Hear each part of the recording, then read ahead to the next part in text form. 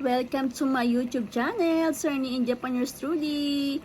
Ayan, dinner time na po namin ngayon. At dahil taglamig na po dito sa Japan, masarap kumain ng mga Japanese food na maiinit na sabaw. Katulad ng nabe time or sukiyaki. Kaya ito, nagluto po kami ng sukiyaki. Tara, panoorin po natin ang ating pagluluto ng sukiyaki at makakain na rin.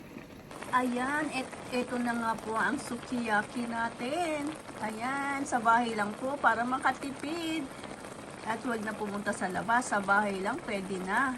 At makarelax din sa ating pagkakain. Ito nga po pala ang sukiyaki, Japanese food muna. Marami po mga ingredients niya. Siyempre may gulay dyan.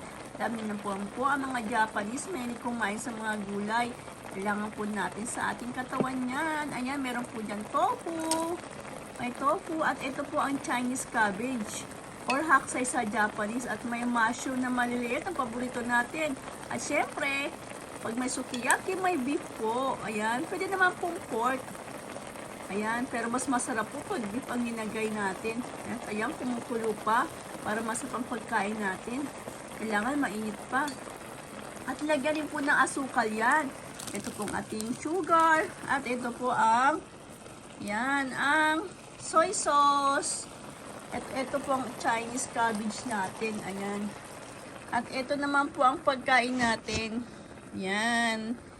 Gulay at beef. At may itlog din po yan. Masarap po kumain lalo na pag may itlog. Yan. At ito lalagay na po natin ng ating noodles. Ayan. Masarap din po kasi pag may noodles.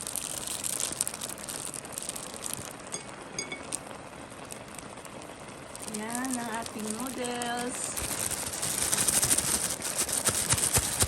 Wala po kasi tayong kanin ngayon eh.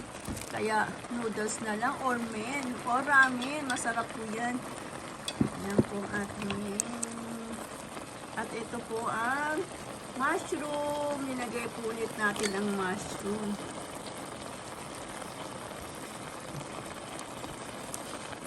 At mamaya maluluto na din po yan at makakain na rin tayo. Ayan, autumn season nga po pala dito sa Japan. Kaya taglamig na. At araw-araw palamig ng palamig. Kaya masarap kumain ng mga mainit na sabaw. Lalo na pag Japanese food, di po ba? At ito nga po pala pagkain natin. At mamaya pag naluto na tong men, o ramen, noodles, or naman po ang tawag dyan, makain na rin po tayo. Japanese food muna ngayon.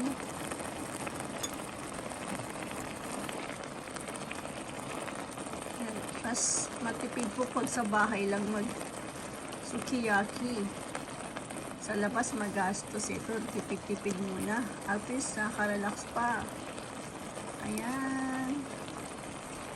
Ang ating sukiyaki for tonight. Maya-maya, maluluto na rin po yan. At ayan, ang ating dinner, ang sukiyaki. Thank you for watching. Sirny in Japan. Kain na po tayo.